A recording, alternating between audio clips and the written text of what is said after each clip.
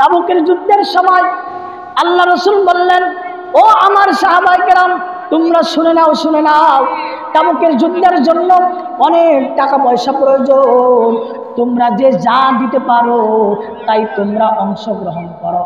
ও দুনিয়ার মুসলমানেরা, এইবার সাহাবায়ে কেরামরা কেউ অর্ধেক সম্পদ দিল, কেউ আবার 3 ভাগের 1 ভাগ দিল।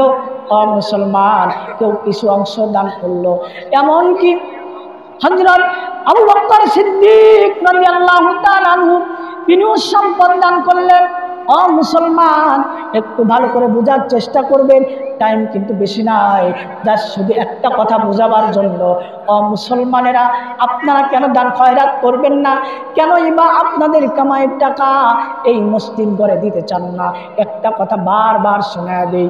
ও মুসলমান, এইবার আল্লাহ রাসূল সাল্লাল্লাহু আলাইহি সাল্লাম আবু বকরকে ডাক দিয়ে বললেন,